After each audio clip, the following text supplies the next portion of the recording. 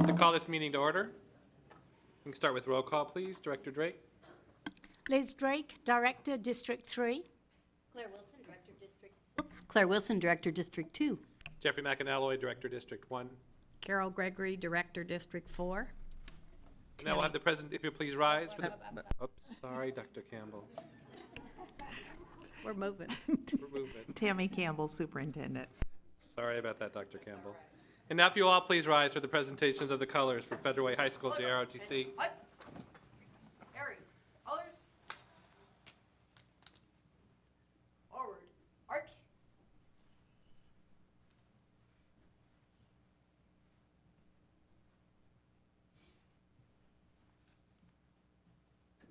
Color guard.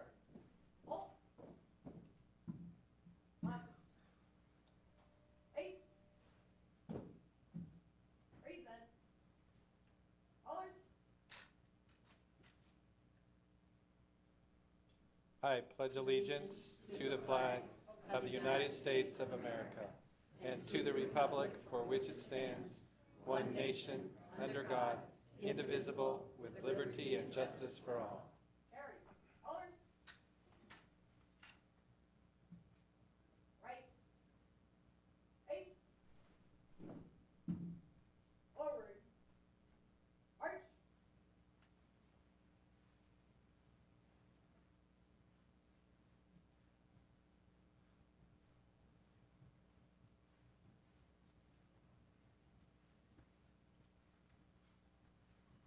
Color guard. Halt. Order. Colors. All out. Yes, ma'am. Please be seated. At this time, I'd entertain a motion for the approval of the agenda. I move that the Board of Education approve the meeting agenda of January the 24th, 2017 as submitted. I have a motion. Do I hear a second? Second. Any discussion? Hearing none, all in favor say aye. Aye. Opposed? Motion carries. Entertain a motion for the approval of the required approvals agenda. I move that the Board of Education approve the required approvals agenda of January 24, 2017 as submitted. I have a motion. Do I hear a second? Second. Any discussion? Hearing none, all in favor say aye. Aye. Opposed? Motion carries. And now it's time for good news announcements while most of you are here. All righty, here we go. You're wondering why you're here, and this is probably why you are. Good news announcements, so I get to start things off tonight. So listen for your name. Over the weekend of January 13th, Federal Way High School hosted a speech and debate competition. About 500 students from about 50 schools across 4 states participated in the tournament. Federal Way Public Schools was represented by students from Taft Academy, Todd Beamer, Thomas Jefferson, and Federal Way High Schools. With the following coaches and student captains who were instrumental in this event, please come forward to be recognized for your efforts. And I want folks to hold their applause because we have 2 groups of students and folks coming up. So, Lois Gorney, Jason Wheeler, Andrew Bookin, Zach Gotisha, and Justin Kwan. If you're in the audience, please come forward.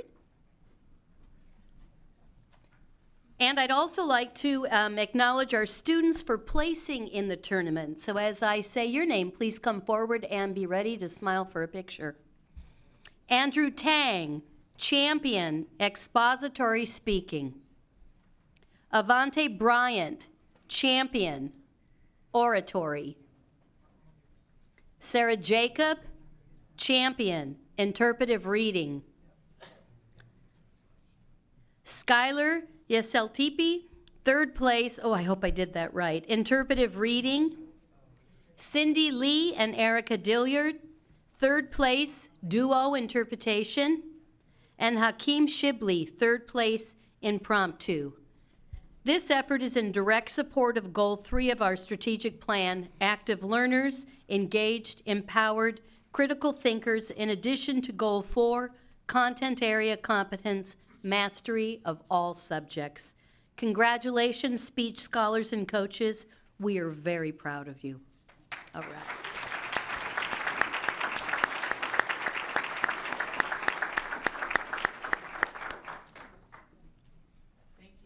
All right, all right, all right. Next up, the students, scholars, and staff at Woodmont K-8 recently celebrated an exciting achievement. From the beginning of school through December 2016, 10 classes received the Thunderbird Soar Award. This award is given when the entire class is on time and present for 17 consecutive days.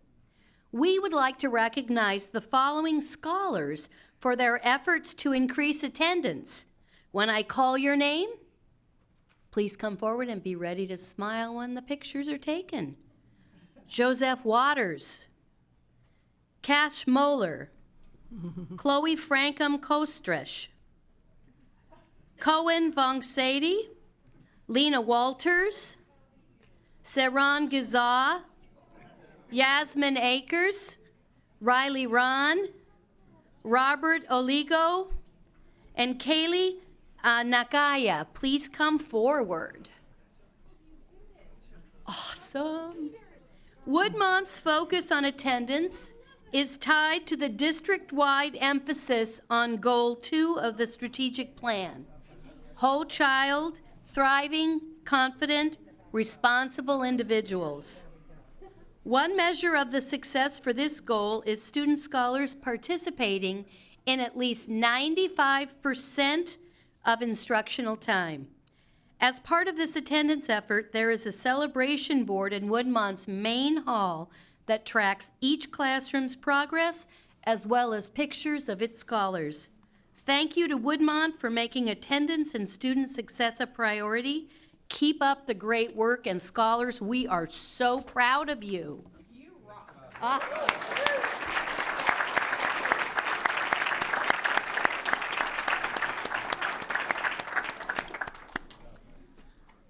I am proud to announce that Totem Middle School and Federal Way High School have both been revalidated as AVID National Demonstration Schools through fall of 2019. Amazing. Great job.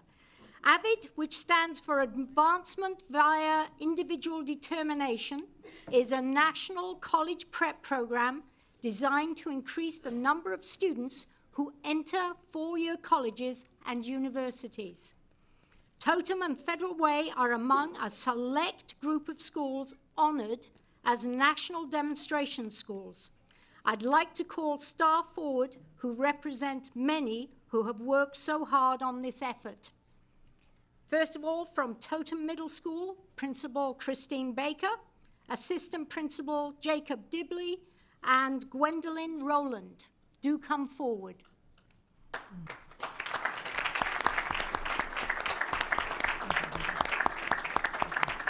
And now from Federal Way High School, Principal Dr. Matt Oberst, Assistant Principal Randy Long, and Karen Weberg.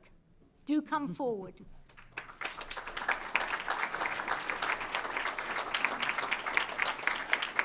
National demonstration schools are exemplary models of the AVID College Readiness System that undergo a rigorous validation process and are required to be revalidated every few years to ensure high levels of implementation with quality and fidelity to AVID strategies school-wide. Congratulations, Totem Middle School and Federal Way High School, for your work to help scholars persist to graduation in direct support of Goal 5 of the district's strategic plan. We are proud of you.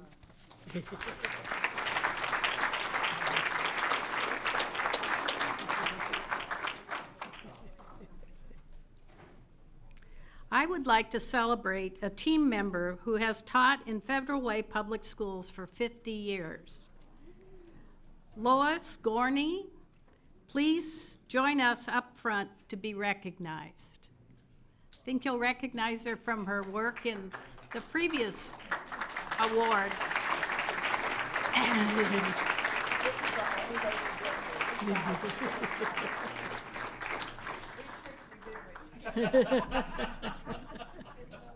Lois has worked for the district since 1966. While she retired from full-time teaching in 2008, she remains a fundamental part of the Federal Way Public Schools speech program, such as leading the speech competition hosted at Federal Way High School, mentioned as part of an earlier Good News announcement. Among a lifetime of work with students, highlights including coaching, speech, and debate at Federal Way High School since 1976. A colleague describes Lois as the most respected speech coach in the state of Washington. She is a 6-diamond coach. No one else in our state is even close. Her teams have won nearly 10 state championships, and she has sent hundreds of students to nationals. Without Lois as a mentor, I wouldn't be near the coach I am today. I will be forever grateful. Lois's commitment to educating scholars in speech and debate is in direct support of Goal 3 of our strategic plan, active learners, engaged, empowered, critical thinkers. Lois, the positive impact you've had on countless scholars, staff, and our community the past 50 years is immeasurable. Thank you so much.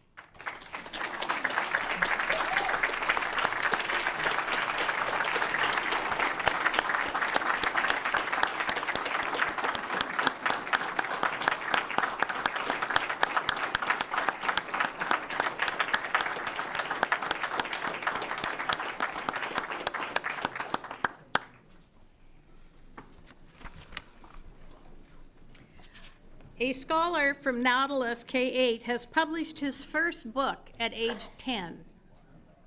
Blake Litton, please come forward to be recognized for this accomplishment, which is in direct support of Strategic Plan Goal 4, Mastery of All Subjects.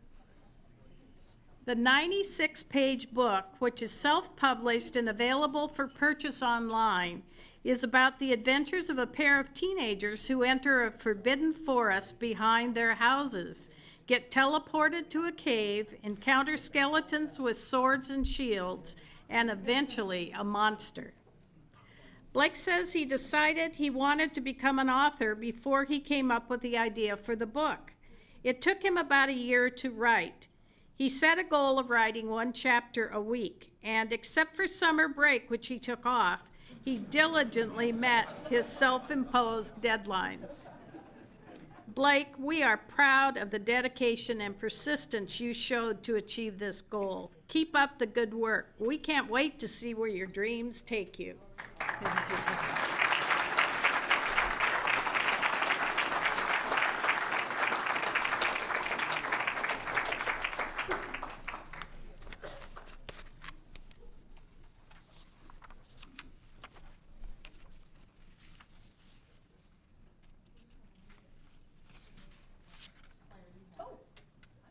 You're thinking the life is good, and I'm on.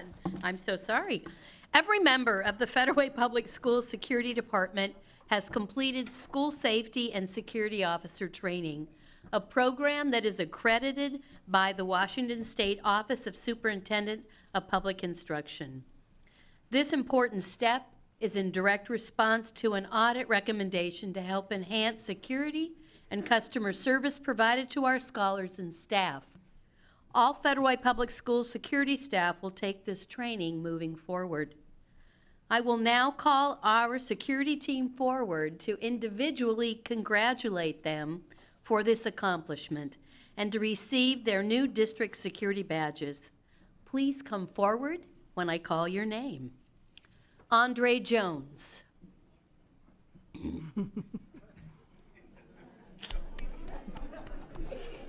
They're going to be officially pinned, and the question is, how will this group do? We'll see. Not the pinner. I guess it is the pinner, not the pinnee. Yeah. Okay, while they work on Andre, I'm going to call the next person up, and that's Dave Zaragoza. I hope I did it okay. Okay. That's a big pen. It's a- This could take a while.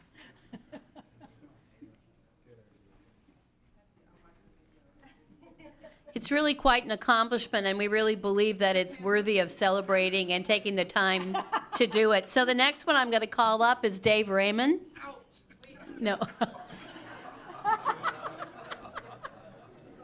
They're going to get better as they go, I promise you. Don Tuggle.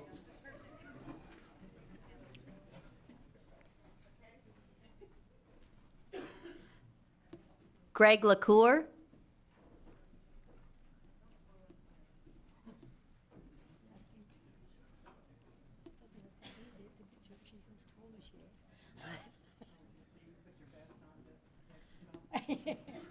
Guy Mann.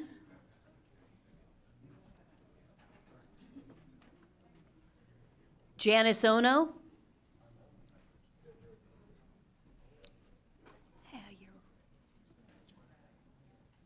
Jeff Aldridge.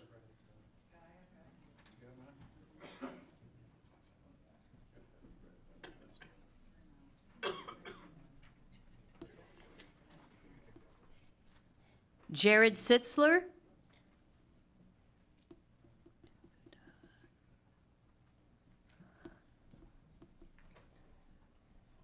Moni Tuputala.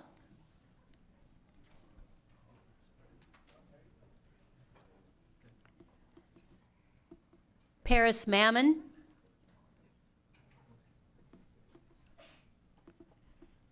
Richard Nelson.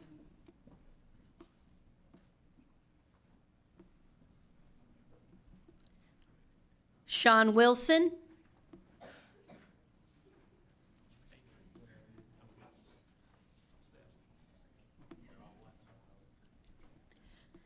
Steve Weldon.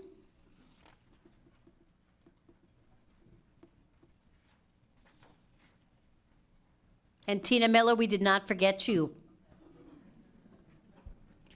We would also like to recognize Director of Safety and Security, Paul Vang, who brought this training to our district. Paul models his training himself and continues to raise the expectations of our Safety and Security Department to ensure that each of our officers receives the highest level of professional training. Superintendent Campbell states Paul is professional in every sense of the word and embodies dedication and commitment to the safety of our scholars, staff, and community. This effort is in direct support of Goal 2 of our district strategic plan, which focuses on thriving, confident, responsible individuals whose measure of progress is the percent of scholars who feel school is a safe and welcoming place.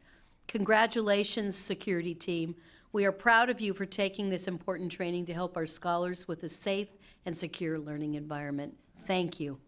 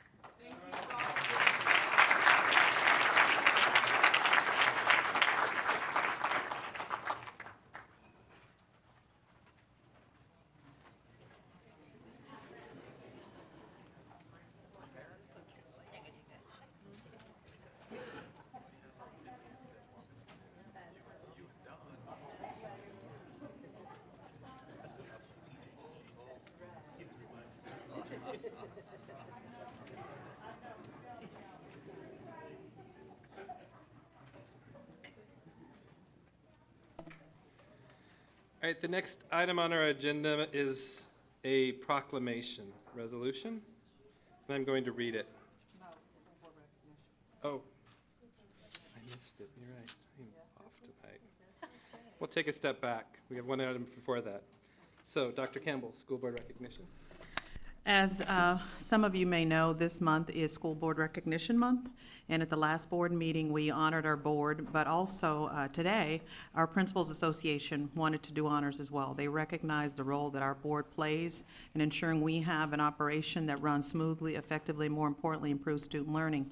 And they really appreciate our board here, and I'm going to hand this off to the Association, Principals Association President, Michael Swartz, and let you take it from there. Thank you, Dr. Campbell.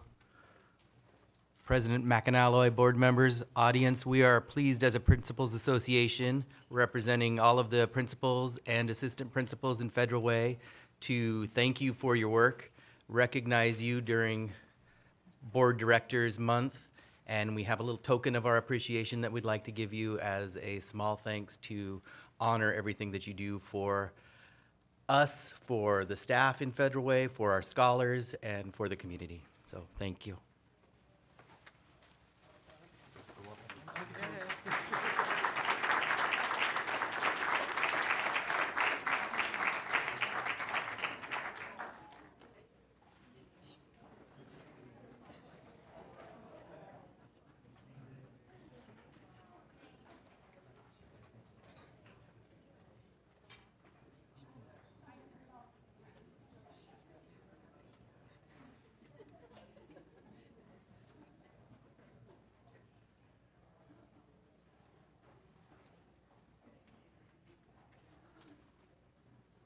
Thank you. And now, we will do the resolution. A resolution of the Board of Directors of Federal Way Public School District Number 210, King County, Washington, supporting Federal Way Public Schools and proclaiming January 2017 as Honorary Mentoring Month. Whereas the future of the Federal Way community rests on the hopes and dreams of our scholars, we are committed to providing and ensuring individual scholars have a caring adult in their life who remains steadfast with ensuring scholars receive consistent, meaningful mentoring. We believe in our strategic plan goal 2, which states that every student scholar will be empowered and prepared to develop personal responsibility in order to be positive, productive members of society. And mentoring is a shared outcome specified in our signature strategies. And whereas the Federal Way Public Schools Board of Directors proclaim that mentors strongly contribute to scholars' sense of self-worth and enable scholars to become thriving, confident, responsible individuals who are engaged in learning 95% or more during each class period. And whereas research shows a positive correlation between mentoring and increasing school attendance, improving rates of high school graduation and career planning, and decreasing involvement with risky behaviors such as drugs, alcohol, and violent behaviors. And whereas the Federal Way Public Schools Board of Directors recognizes that scholars who participate in a mentoring program are more likely to seek out an adult for assistance, demonstrate an increased desire to reach their highest potential, believe they matter, and are valued for their ideas, curiosity, and special talents, which then lead to increased positive relationships with other scholars and adults. And whereas January is designated as Federal Way Public Schools Mentoring Month, calling on adults across our community to become involved with mentoring programs so that together our efforts lead to a more socially just school district and united greater community. Our Board of Directors commit to ensuring mentoring stays as a priority initiative with our strategic plan implementation. Now, therefore, be it resolved that the Board of Directors of Federal Way Public Schools District Number 210 do hereby claim January 2017 as Mentoring Month, where together with our schools and greater community, we ensure that each scholar has a voice, a dream, and a bright future. So at this time, I would entertain a motion to accept this resolution. Before you do, can What I, do you wanna do? before you do, can I just have the mentors to stand? If you're a mentor in the audience today, would you great. please stand? That's right. I move that the Board of Education adopt Resolution 2017-01, supporting the Mentoring Proclamation. A motion, do I hear a second?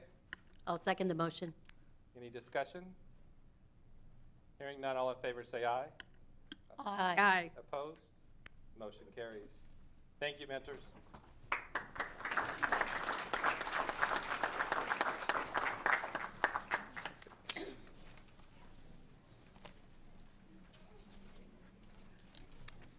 And next is our legislative liaison update. Director Drake? Sure. Sure, you bet.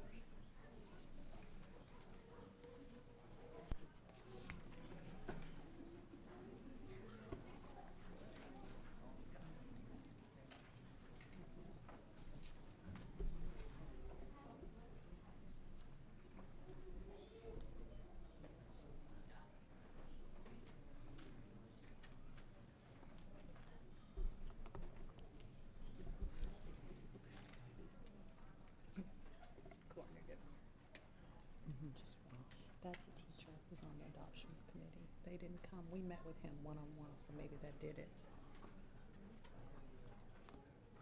Okay, Director Drake?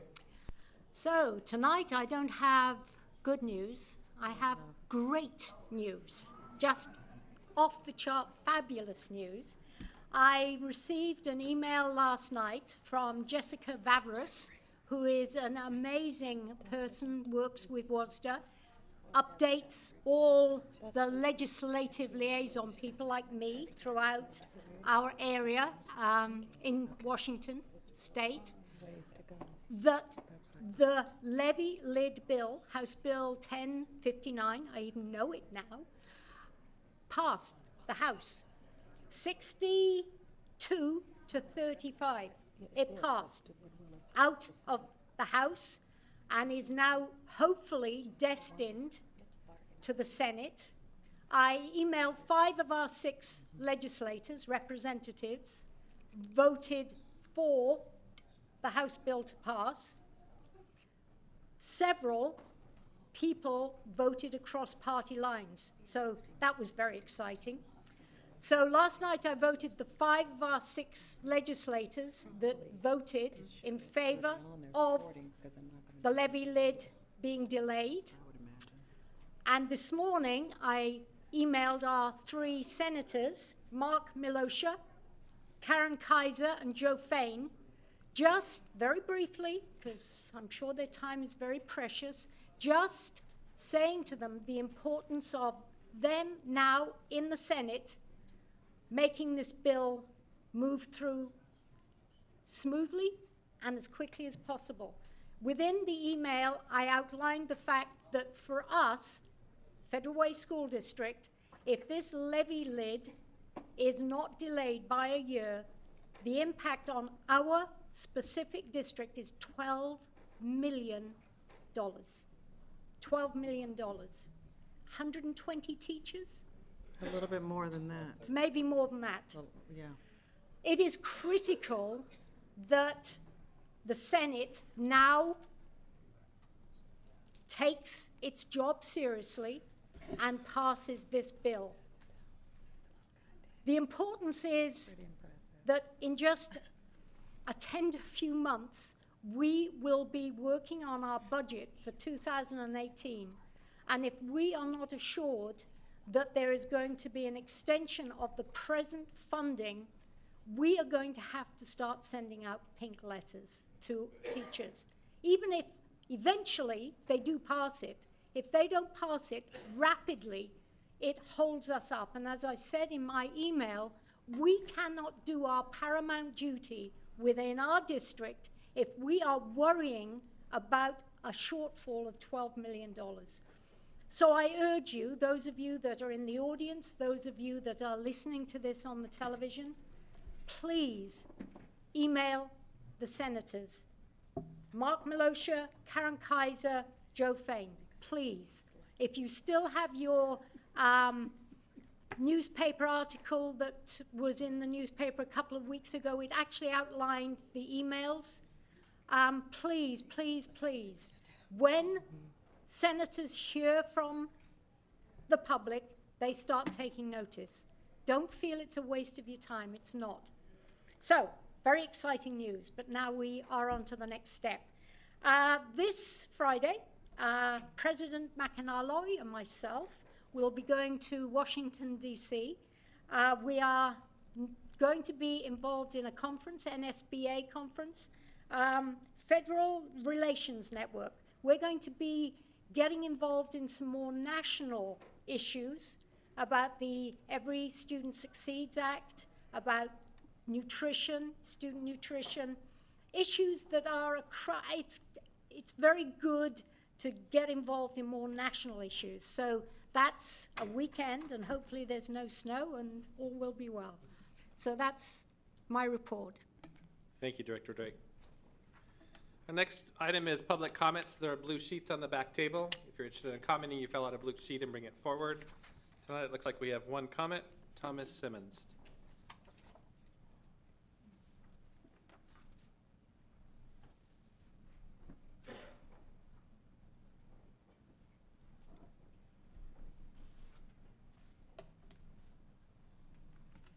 Good evening, Board President McAnally, members of the board, Superintendent Dr. Campbell.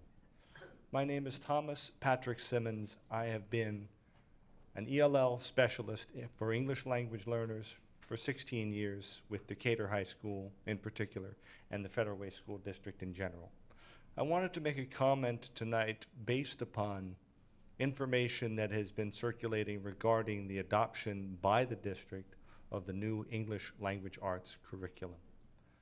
My comments are from the heart, as I had been a member of the committee that had chosen the specific curriculum to be piloted with the district.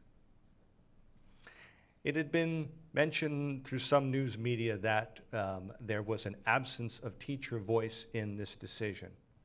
And I want to assure all of you that from my perspective, was not the case. I am one of 22 teachers who were involved in that committee. We were given several criteria, and it was not only implicitly but explicitly requested that teacher voice and teacher input be a part of this process. And in so doing, we had come up with a decision. Most of us had answered an email requesting, that was an open request, that it was a call for teachers to come and be a part of this process. I served with another English language learner specialist, as well as many other teachers, the majority of whom had well over a decade of classroom experience. And I just wanted to assure all of you that from my perspective, I found that teacher voice was very much included in these discussions and in this decision. Thank you very much. Thank you for coming this evening. All right, next, superintendent comments. Dr. Campbell? Good evening. We are in the midst of preparing for our Big STEM Expo. Today, we met with principals, and I had them to brainstorm some incentives to get as many scholars as possible there. This will be our first such experience, and really the goal of this is three-pronged. We will have, I think by now, Martin, how many organizations will be there? Between training institutions and businesses, I think we're at 48. So you're going to have Microsoft, Boeing, plumbers, pipe fitters, the trades, all kinds of organizations there for our scholars to go to these booths to learn more about how to, what would it take to be successful in these careers. We will also have higher ed there to talk about what would it take in terms of college readiness to then pursue that path through our higher ed organizations. And lastly, we're going to have robotics and some of our own scholars talking about project-based learning and demonstrating what it looks like real time in our classrooms. We're excited about this, and just get the word out. And what I really want our community to know, we want everybody to come. I think we're going to have a hackathon. We're going to have chess boards up, and this is all about the brain working until it just can't do it anymore. We want our scholars to be scholars. So get the word out, come with your kids. No one's too young or too old to come, and I think that's what's really important. The other thing that we're right now in the midst of, I really appreciate Director Drake's piece around the legislative importance of what's going to be happening in this particular session. And so I'm continuing to communicate and work with our legislators as well as fellow superintendents, making sure we have a common message. And really it's about funding McCleary, it's about compensation, it's about facilities. As you know, we've got a facilities committee that has been launched, and we have buildings that need to be modernized, expanded, and constructed. We are significantly short in terms of, for example, our elementary schools have the capacity to house about 9,100 scholars. We actually have about 10,000 scholars at our elementary schools. And with our continued growth, we see that that need is going to continue as well. So just want to keep these things on the public's ears, minds, and hearts.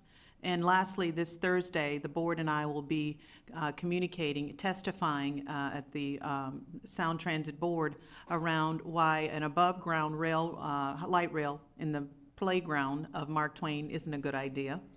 And we've got some ideas about what could sort of ameliorate this bad idea about tracks and trains and schools mixing, and it's about a land swap where we could find other properties that once we pass a bond, then we can build a new school that won't have a sort of light rail literally running across its track in the back of the playground.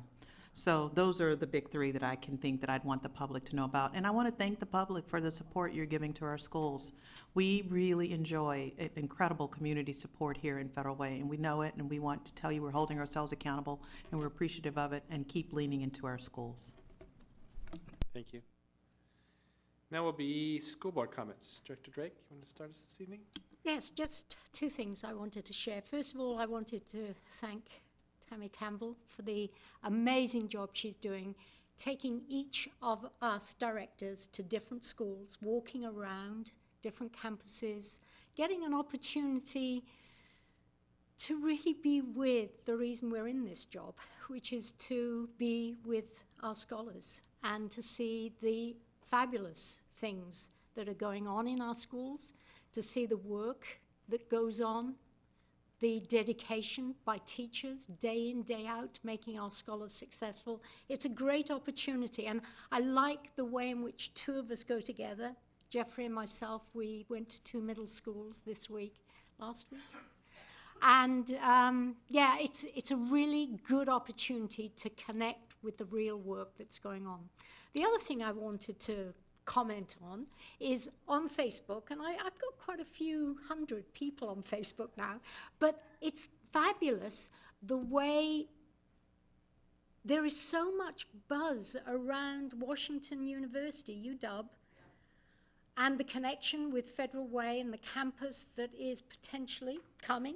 It's signed, and just I was reading about a breakfast that you were with the president recently, and again, this connection that's growing and becoming so solid with the city. Federal Way can only be great if we're all working together, and there is that sense of community.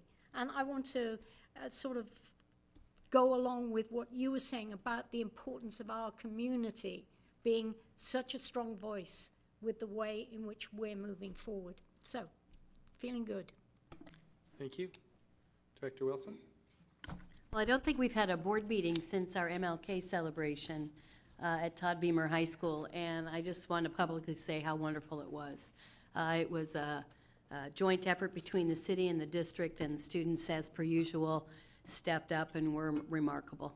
And Dr. Campbell gave a wonderful speech, and we were also able to give out for the first time the Diversity Award that has been named after Roger Freeman, who passed away in the last few years, but also was instrumental in Federal Way, but also down in Olympia. And one of our students was awarded that scholarship. So that was the first time that had been awarded, and to have Roger's family there to be there to present it was really awesome. So just a shout out to the community and our student scholars for the work that they did. I too was going to give a shout out to my visit to Brigadoon and Principal Audette with Superintendent Campbell, and I had the pleasure of looking at early learning. And if we look at early learning, we're thinking about kindergarten 1, 2, 3. So the little ones, like we're up here this morning, and really taking a peek at what's going on in our classrooms, and also having an opportunity to see teachers who are working with our new curriculum and really talking to them about how they're doing it and what it's like for them. And so that has been, again, just as Director Drake said, a wonderful opportunity. I wanted to share with my director colleagues that I spent the weekend down in Olympia. We had a WASDA board meeting, a directors meeting, where the directors that represent the school board directors from all over the state gathered together. And we did two things. One is we spent quite a bit of time with the incoming superintendent, Reichdahl, and that was a great opportunity to hear a little bit from him about what his thoughts are in his implementation plan and the reorg that's really happening within OSPI, because there's some change happening there, as well as had an opportunity to share with him our hope that the state can continue to fund our PSAT and SAT tests for our scholars as an equity strategy for all, as well as thinking about how we work together to create those, not the summative assessments, but how we're working together to look at formative assessments so our teachers are spending their time teaching and not having to create, and how are we working together to do that. Also had an opportunity to meet the new assistant superintendent, learning for teaching, Michaela Miller, and had a conversation with her as well, and spent some time asking her about her thinking around the concept of early learning in PK, early pre-kindergarten all the way up, and how, even though our funding might be different, how it is that we're working cross-system and cross-sector to get our youngest learners ready. And for many people in OSPI, when we think of early learning, it's really focused on our special ed students in the state and not all of our students who come through our classrooms. So it was a good conversation, and we'll see what happens. And then we spent a half a day with Jean Charette, who our group knows here, and Jean is working with WASDA as we begin to really develop a new strategic plan. So we're looking at our mission and our vision, similar to the process we went through here. So as I think districts are seeing, the State Association is also seeing that there are some missing pieces in the mission and vision, and one might be equity, and there are a few other ones. And so how is it that we're bringing the work of the association up to where students are and the needs of students and school boards in the state? And I think that's it. Thank you. Okay, thank you. Director Gregory? Many of the things that I was going to mention have been mentioned, but I will just add my support. I also was at Brigadoon, and what fascinated me in that school visit were the materials that are now available to students, and is particularly in early learning. It's very different as far as the resources that teachers have and students have, and I was very impressed with that. I also want to thank Thomas for coming to speak.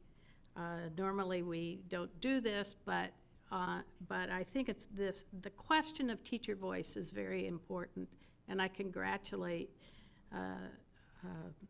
Dr. Campbell for her insistence on that, but I also congratulate teachers who have an enormous workload to take on the tasks of really refining the tools that we're using in our schools, because that's a critical component, and having them imposed on people doesn't work. But if there's something people believe in, it goes a long way, and I thank you for that.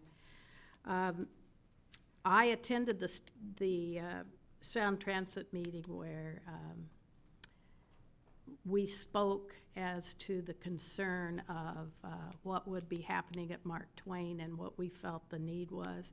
And I spoke from the perspective of having been in the Highline School District when we had to battle the airport around noise control for schools.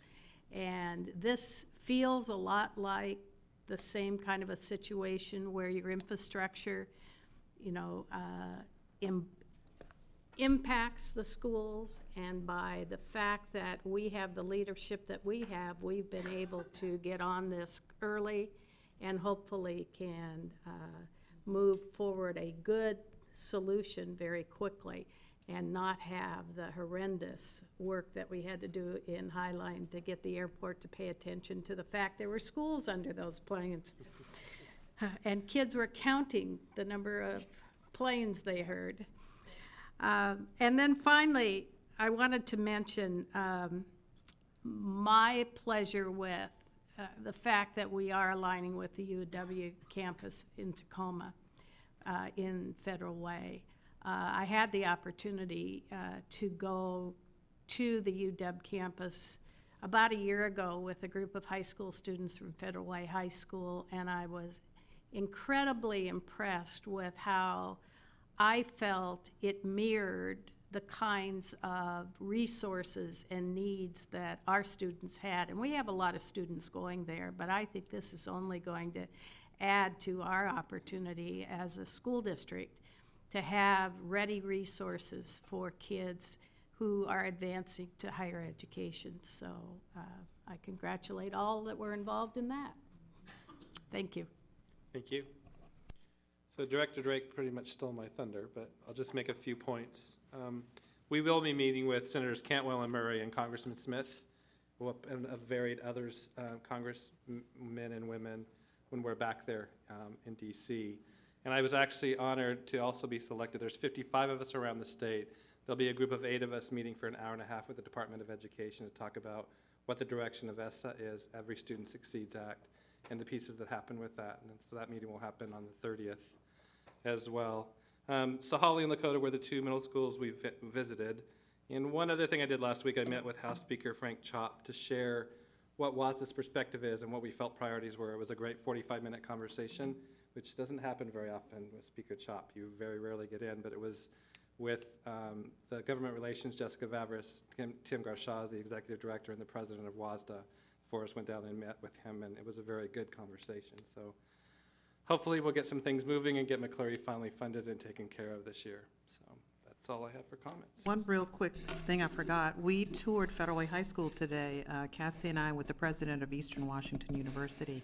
So she was here today, and she said, you know, you've got a significant number of scholars from this side of the state, and particularly Federal Way, that actually go to Eastern. And so we made some commitments about some collaboration that we were going to have. And as they were walking down the hall, there was a little board up with all these eagles, and it had spelled out EWU, so they felt really good to know. Plus, they are the Federal Way Eagles. So it was a great visit. Dr. Oberst did an incredible job outlining career and college readiness. We went into the to see the CNC machine, the engineering lab, all of that. And so there was just a lot of conversation that I think will yield a fruitful partnership in the years to come. That's great. Thank you. Thanks for sharing. All right, the next item on the agenda is strategic plan update. Dr. Campbell? As our deputy superintendent makes her way to the podium, board members, you know we have given you updates around each goal. And that's a way for you to continue to know what our implementation efforts are. What I've asked and partnered with Dr. Pfeiffer on is just to outline for you holistically what we're doing to ensure that the strategic plan is successful. We're not going down at the goal level. We're staying up high at what I call the theory of action and what the district's doing to ensure success. Today at the principals meeting, I asked the principals this because I knew we were doing this presentation night. I said, how is life different with the strategic plan?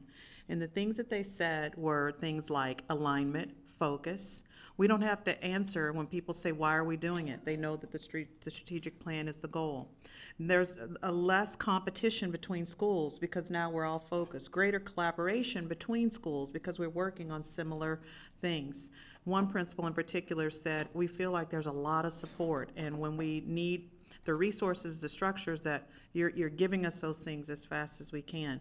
Now, we know this is hard work, but it was nice to start to get that reflection out about not having a plan and now having one. Folks at the central office talked about how important it was because they're coordinating their efforts. They're not shooting different things to different schools. So it was just sort of a nice reflection from our building leaders today. And so with that, I'm going to invite my colleague in crime, Dr. Pfeiffer, to share some big ideas for how we're supporting the strategic plan.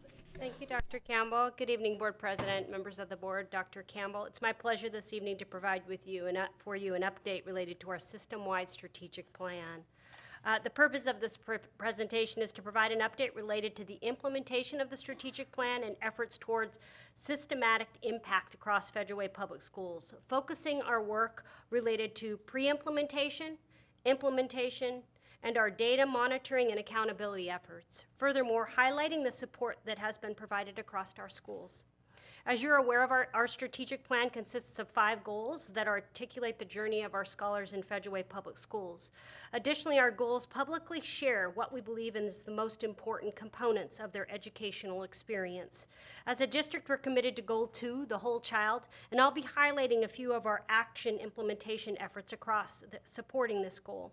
Schools were asked to pick one additional goal, creating a hyper-focus and commitment to only 2 goals. Our elementary schools have chosen either Goal 1, the early years building a foundation, or Goal 4, content area competence, mastery of subjects. Our middle schools and 1 high school have selected Goal 4, content area competence. The remaining high schools have chosen Goal 5, persistence to graduation. Our strategic plan and the goals articulated within provide a clear path to the 3 ends for which our superintendent is held accountable for the outcomes identified within each. Ends 1, graduation and attainment. Ends 2, academic achievement. And finally, ends 3, personal responsibility and leadership. The update this evening will highlight our theory of action in progress as we support the implementation of our strategic plan. Our theory of action articulates our desired state and provides a set of underlying assumptions about how we move our district from its current state to its desired state. Furthermore, our theory of action identifies our actions in the ideal at every level of the organization so that there is an explicit connection to the classroom and, most importantly, our scholars. In the central office, our work is driven by our commitment to providing timely, responsive, coordinated, aligned systems of support to our principals and school staff so that they can do their highest level of work in service of our scholars. Our theory of action is our transparent commitment to our scholars, and again, this evening's update will highlight that coordinated and aligned system of support, inclusive of provided tools and resources. When thinking best... Just want to add one real quick thing. So when you think about systems, I think one of the things that we're trying to build are predictable structures that no matter the person in the job, that these things are happening all the time. And I think that's something that really does ensure capacity, but also ensures consistency year after year, that we're getting the kinds of results and actions that are important. So that's why systems are important. Thank you, Dr. Campbell. I think that complements what was being said very nicely. When thinking about the best way to share the update this evening, we determined that the work will be highlighted in 4 areas: pre-implementation and support, implementation, current and ongoing implementation, data and accountability, and our efforts related to ongoing monitoring of our strategic plan. I provided a high-level overview of examples of efforts in each area, but we'll go more in depth in several of these later in the presentation. Starting on the left, when we reflect on our pre-implementation work around our strategic plan, a concerted effort was made in ensuring widespread stakeholder involvement. This involvement included a multitude of stakeholders, including but not limited to community business partners, members of the city, Chamber of Commerce, community forum students, teachers, principals, and parents from every stakeholder group. Additionally, drafts of the strategic plan, and more specifically the signature strategies, were accordioned out to the buildings, and staff provided feedback, which was used in the final version of the strategic plan. In June, we launched the strategic plan and invited school teams with their principals to begin learning about the strategic plan, as well as begin the work in the school improvement planning process, which provided common school improvement planning templates and tools. These allowed for a successful launch at the beginning of this school year, as teacher teams and principals had already been initially exposed to the strategic plan and the school improvement planning process.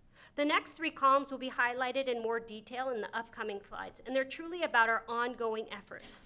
We have built on the existing knowledge around school improvement planning with our principals, providing professional learning related to how initially lead for school improvement, while developing common processes, templates, tools, and turnkey presentations to share in their buildings. As part of the strategic plan implementation and our aligned school improvement plans, we will be holding 2 data summits this year across the district, one in the month of February and one in the month of May. During the summit, school teams will be analyzing data, both qualitative and quantitative, aligned to our measures of progress, and they'll determine next steps in their instructional cycle. Additionally, Dr. Campbell has assured that our external communication and our partnerships are intentional and that our stakeholders have been involved in the process from the beginning, as the strategic plan is not solely owned by the district, but it is a representation of our collective work. I'm going to be sending out invites to the board. I'd love for you to go and watch the data summit. I think that's another way to get you in to actually see the heart of the work.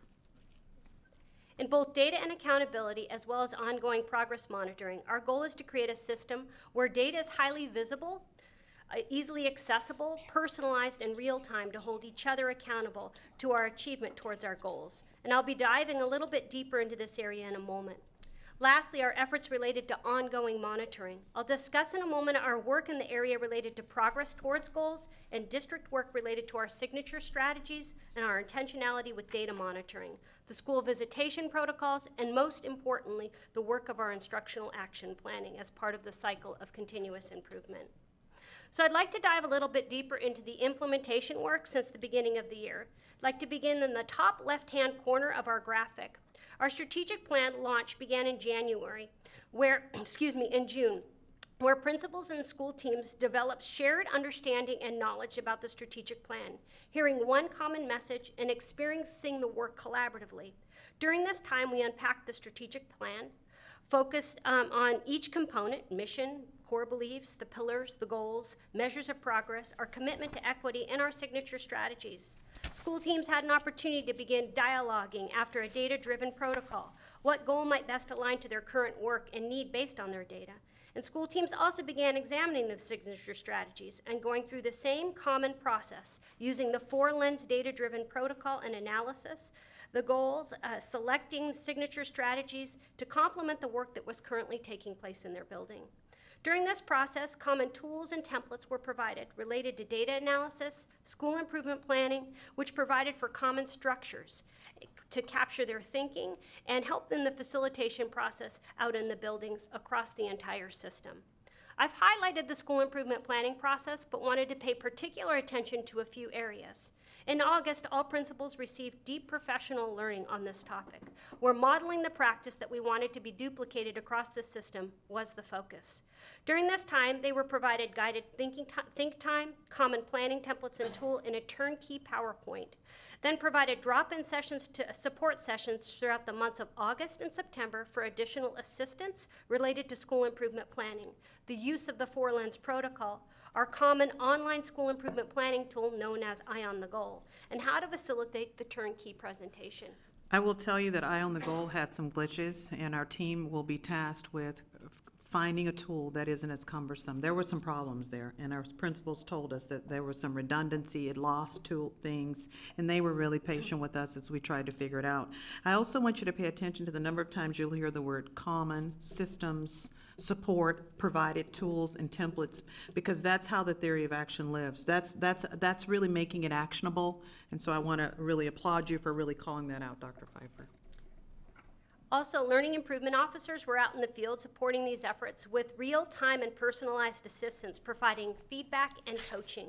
We also ensured that reflective questions are part of school visits with principals. Learning improvement officers have also observed principals in their practice as they led their staffs through the process using the provided tools and the resources.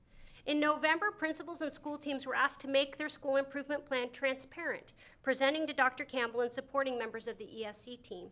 During the presentation, school-based teams, led by their principal, discussed their students' achievement data, provided rationale for goal selection, identified the supporting signature strategies, and the professional development plan for the year, as well as shared how student achievement would be monitored throughout the year. School teams also identified supports that they needed to achieve their school goals and asked Dr. Campbell for assistance in this area. Central office staff then provided feedback in the forms of wonderings and noticings to allow the reflection and consideration for school teams and leadership teams. In order to prepare for this presentation, principals were provided a template to shape their content. Learning improvement officers then provided feedback prior to presenting and supported principals during their school visits. Finally, the data summits. As I shared earlier, we'll be holding 2 data summits this year, all throughout Federal Way Public Schools. The data summit is an opportunity for school staff to analyze current student achievement data, which will be provided to them, and plan their next steps as part of that analysis process. In order to ensure consistency and alignment across the system, we provided professional learning to our principals, where we unpacked the data summit structure and modeled the process during our principal meeting. Additionally, we offered principals and school teams in each area data summit trainings, where we built the capacity of PLC leads and other teacher leaders in the data summit the data summit process.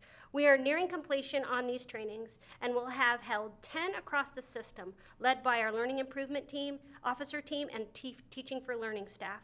Each area is receiving a calibrated and similar experience. This also provides for shared and distributed leadership at the school sites. Similar to other trainings, principals were provided a turnkey presentation and common templates and tools to conduct within each set. This is where our common assessments are going to be critical, because you've got to have good assessments to be using so when you pull across all the systems. And I was so excited during the listening session that I had at Sherwood Forest to hear our teachers say they know that that's something that they need. So common assessments are the content for these data summits, okay? Our external communication efforts have focused on ensuring our partners understood and currently understand our strategic plan. These efforts include intentional messaging, marketing, and outreach to our families and community partners. Additionally, we have focused efforts on assuring that our stakeholders, particularly our community partners, not only have a shared understanding and knowledge about the strategic plan and district initiatives, but are part of the work, providing input, voice, and action. How many of you heard the community-based organization at the State of the Education? She rolled out talking about Goal 2.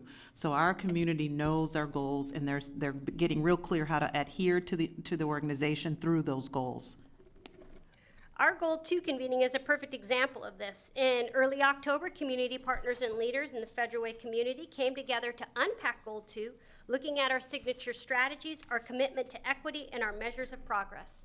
Stakeholders then brainstormed ways to support these efforts from their organization's perspective and made a commitment to serving on one of 4 committees. We have used these committees to inform our work in all 4 areas: mentoring, student-led conferences, community service, and our attendance campaign. Our attendance campaign is actually a great example of our communication efforts related to messaging and marketing, with a social media presence, an attendance toolkit, common messaging, yard signs, and our billboard sharing our district's commitment to attendance. It really is strategic. We have furthered our efforts in communication and messaging by providing presentations to our community partners on the strategic plan, have a double truck feature in the Federal Way Mirror once a month, which highlights district initiatives aligned to the strategic plan and celebrates the work that's happening. Most recently, we highlighted the work in social emotional learning, particularly in the areas of restorative practice and positive behavior systems. Moreover, Dr. Campbell has been intentional with her communication to our families through a periodic publication known as the Scholar Chronicle. This publication gives updates related to the strategic plan and celebrates the accomplishment of our scholars, staff, and schools. Finally, our communications department has ramped up Federal Way Public Schools' social media presence, advertising events, providing information via Twitter, Facebook, and a strong website presence. For example, we're boosting our advertising for our upcoming STEM Expo, an initiative supporting all of our goals. I'm reminded of a quote by Peter Drucker, and it sets the stage for our work in the area of data and accountability. When you have measurement, you have evidence. Without measurement, you have excuses. This year, we have made an intentional effort to hyper-focus on building systems of support that allow for ongoing monitoring of our measures of progress within our strategic plan. Our work in this area includes creating data displays that are user-friendly and visual, located in one location online, allowing the data to be easily filtered as well as personalized using our scholars' faces. One of the tools developed for this is our data dashboard in Baseline Edge, an ongoing work project, which allows for ease of access to our scholars' progress. Ease of access to data is critically important. The easier the access, the more likely data will be used to monitor improvement efforts. In that vein, we provide monthly data pushes to our principals. In other words, the current data related to the measures of progress identified in the strategic plan are sent to the school principals once a month. This data push informs their work at the school level, allowing for just-in-time adjustments to PD and student interventions, preventions, and instruction. Additionally, we're holding 2 data summits, as I spoke earlier about, and the data summits will allow school teams to analyze the current school data using the 4-Lens protocol data analysis tool and reflect upon their current improvement efforts, making just-in-time adjustments. Finally, in order to ensure that principals are receiving the support they need to lead for school improvement efforts, using data-driven dialogue, learning improvement officers discuss current data and metrics as part of every school visit. Let's talk a little bit about ongoing monitoring and support, because pushing out data, the data needs to be owned by everyone across our system. So ongoing progress monitoring of data plays a crucial role and allows us to make adjustments in time, adjustments based on our data, both qualitative and quantitative. In addition to the feedback received in real time, coupled with the qualitative and quantitative measures, we are monitoring our progress through our provided goal updates, to highlighting our work to date in each goal area, in the district initiative, and supporting signature strategies and the aligned measures of progress. Additionally, we make our data transparent, and we integrate analysis and action planning at all levels, including the executive cabinet level. As mentioned earlier, we discussed the learning improvement officers' visits, where data discussions and use of real-time data is part of each school visitation with our principals. Furthermore, principals, in partnership with central office staff and TFL and the Office of the Superintendent, monitor the school improvement plans, assuring alignment of professional development offered to our principals and our staff members. And finally, the second step in the data summit is day 2, the most important step, where schools will participate in school action planning, taking the information they glean from the data analysis and adjusting their school improvement plans by developing a responsive instructional action plan. Again, this will be part of the system-wide data summit happening at each school. As always, the highlights shared this evening are nowhere near exhaustive, but they do provide examples of our efforts to realize the ultimate goal stated here in our clearly articulated vision, that each scholar have a voice, a dream, and a bright future. I just want to add that almost everything you're talking about is newly created things. These aren't things that existed more than 2 years ago. And so there's a lot of work that the team has put in place, because the board, one of your visions was a strategic plan. Well, you can say that, and you hear it, that a strategic plan can be like the Dead Sea Scrolls. There's a lot of systems you have to put in place, so it's in a living process, and that's really what this is about. How do you make it live? So Dr. Pfeiffer has been an important leader in this work and shepherding the team, and I just want to thank you for all of your efforts, all of your time. Oh, my pleasure. Any questions? Board members, any questions? Comment? Drake? I think it's so extensive, and I loved your comment, Dr. Campbell, pulling out the consistency, the strategic nature.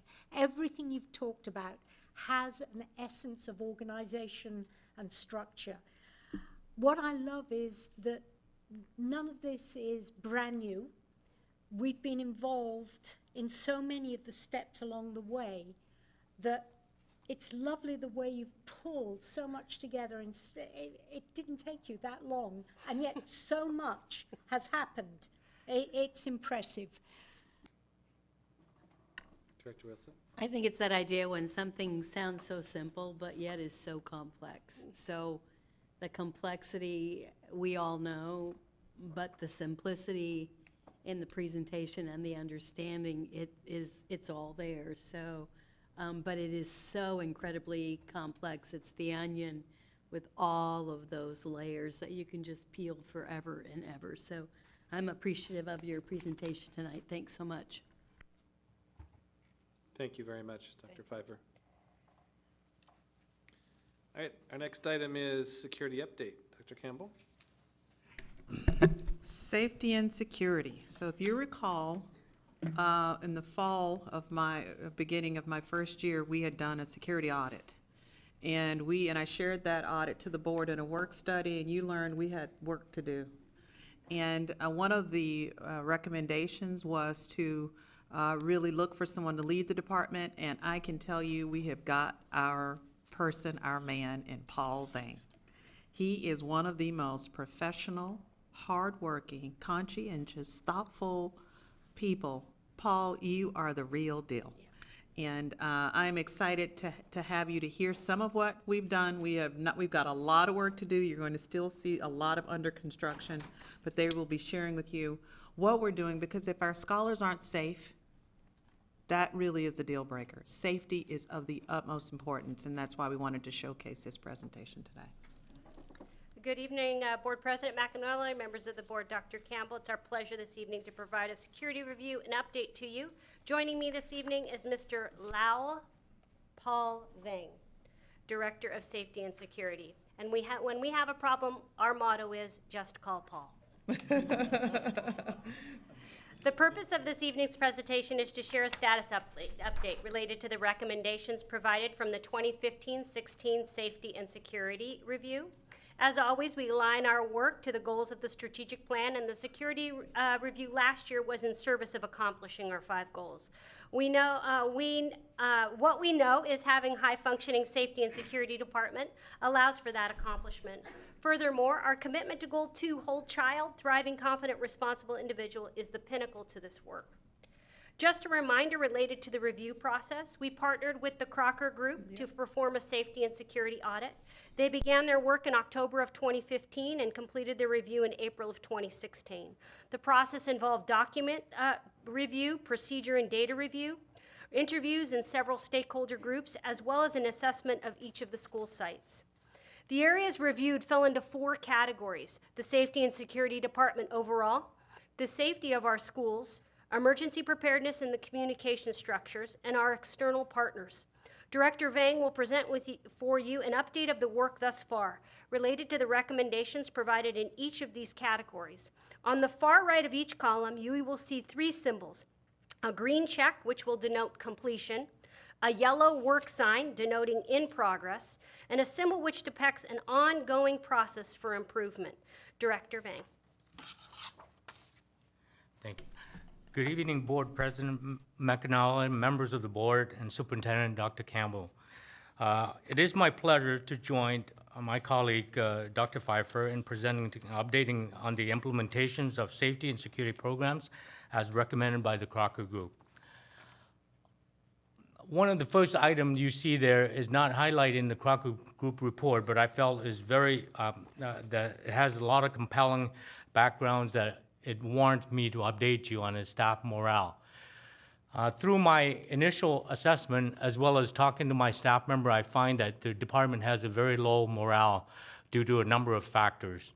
And those factors has to do with on-call, not having the transparency of assigning shifts, and so on and so forth. So I immediately implemented, as of September 1st, we're going to a 24/7 shift, which eliminate the on-call services. Therefore, they wouldn't have to be interrupted in their time off. They can spend time with more in their families, and and also it will add an advantage to the district in terms of having 24 coverage for all those school districts in terms of responses and call for service. On recommendation 1A, actually, the mission statement, I and the team are still working in progress and looking at holistically as to compiling a really functional mission statement for the department. And that's, I wanted that to be inclusive, and I wanted to make sure that we take time to review and understand exactly where the department is going. So we're compiling that, and it should be completed shortly. My estimation would be the end of February. We should have that mission statement ready to go, being first draft. Recommendation 1B, structured training programs.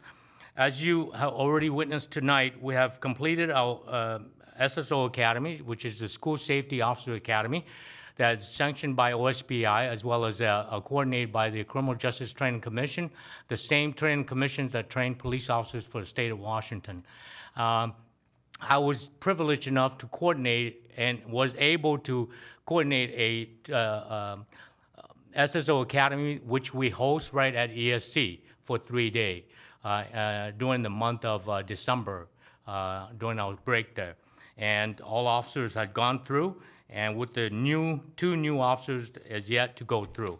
But everyone else is now graduated and certified in that academy.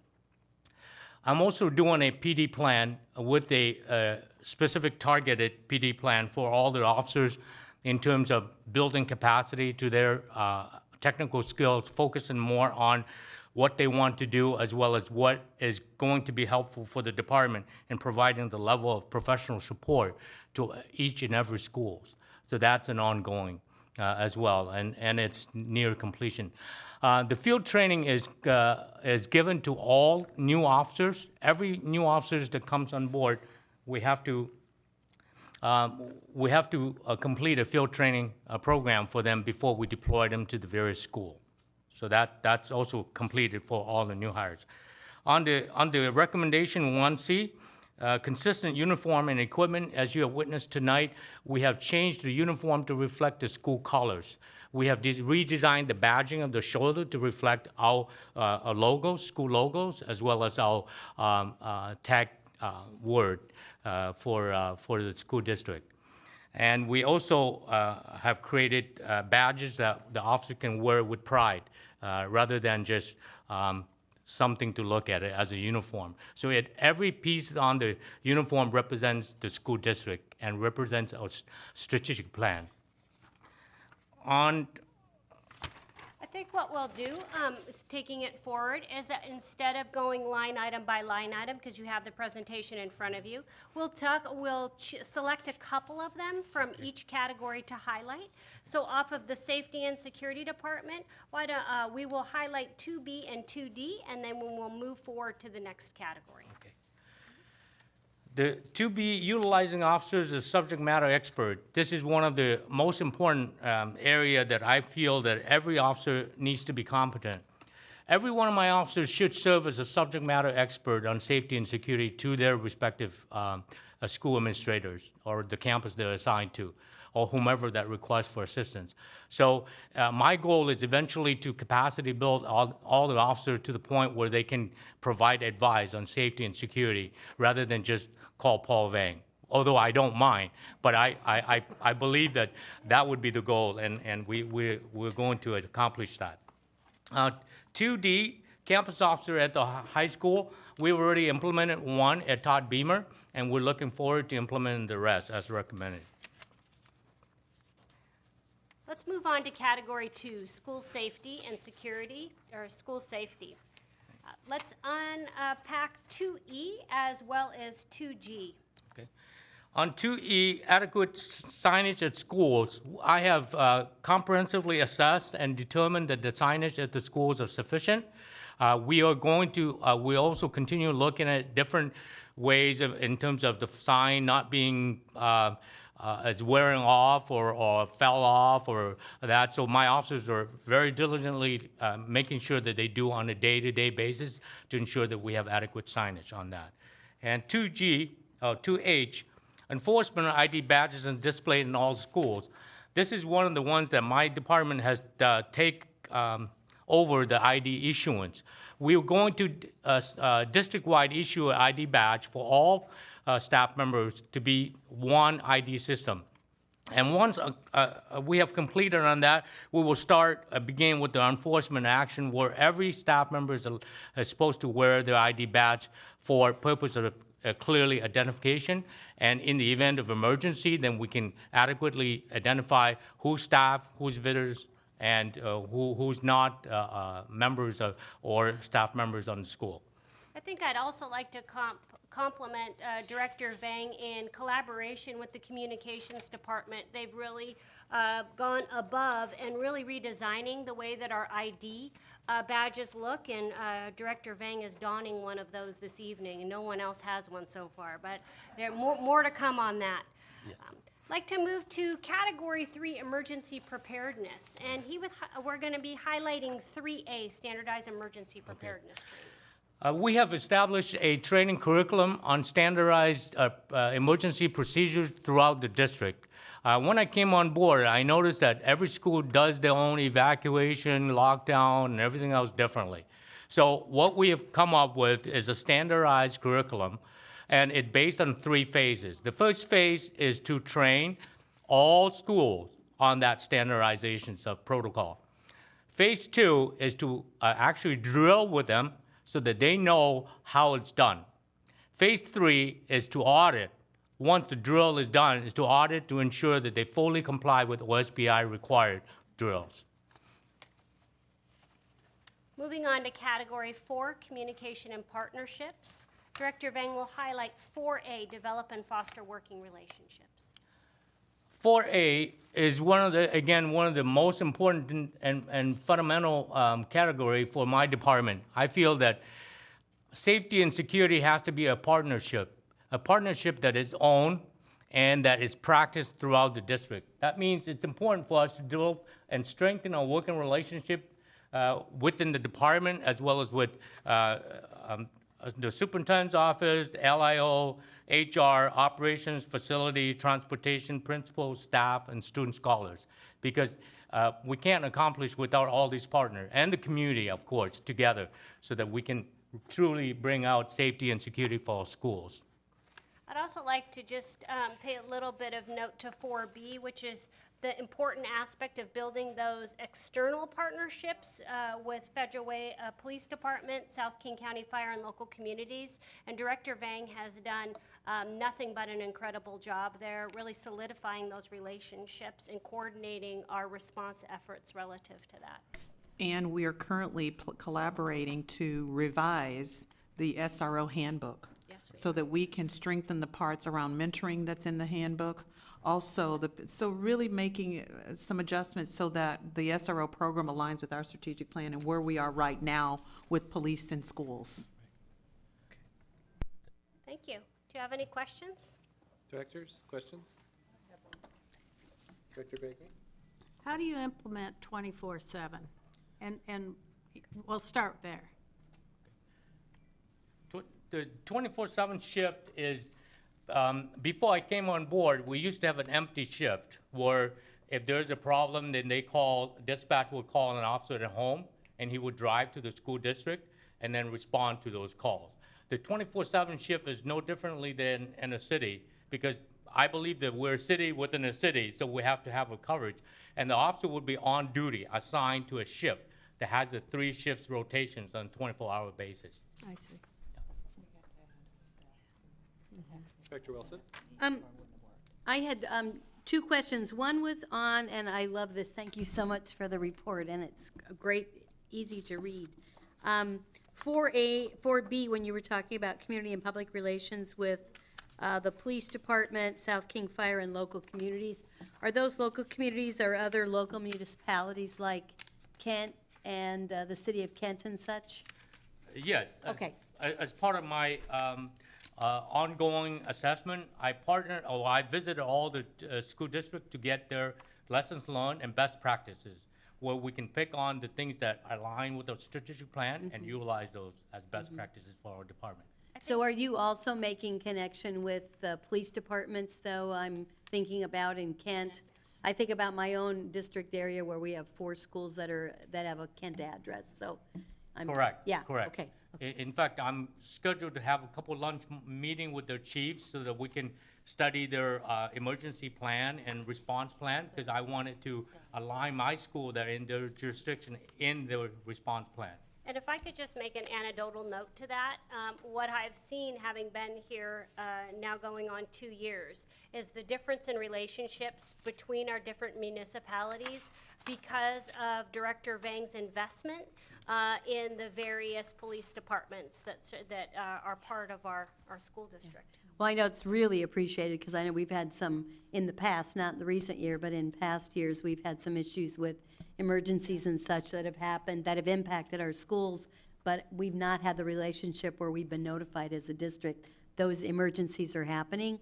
So I really appreciate that, and I know the families in my neighborhood appreciate that as well, because they're impacted by those things. And then the only other question I had was around 3A, your standardized emergency preparedness training.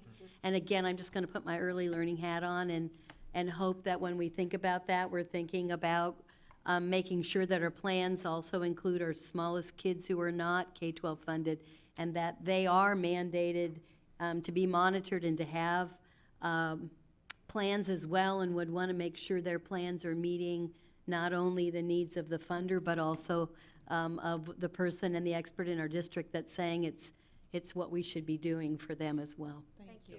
Yeah. Thank you. Director Drake?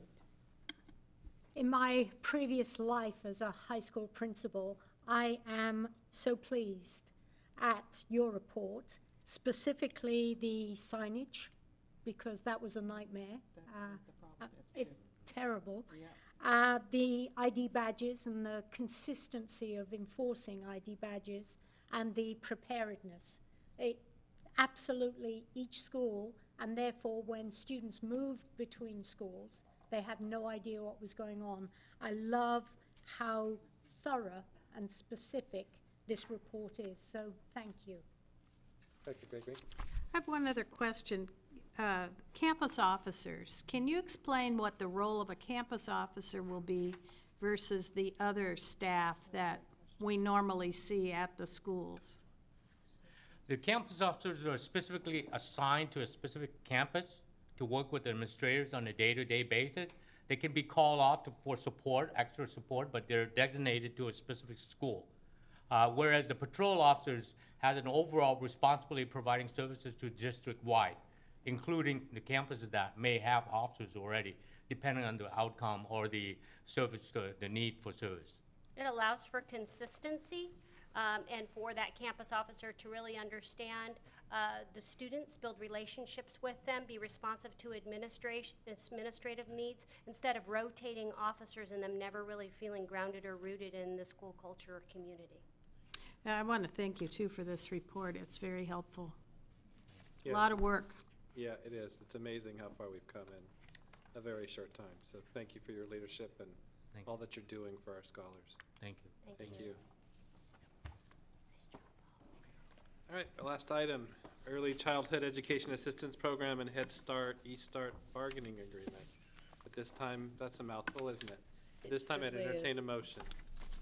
I would like to make a motion that the Early Childhood Education Assistance Program and Head Start, in parentheses, eStart bargaining agreement. I move that the Board of Education approve the collective bargaining agreement between the Early Childhood Education Assistance Program and Head Start, eStart, and Federal Way Public Schools number 210, effective September 1, 2016 through August 31, 2019, as presented. I have a motion. Do I hear a second? Second. Any discussion? Hearing none, all in favor say aye. Aye. Opposed? Motion carries, and we are adjourned.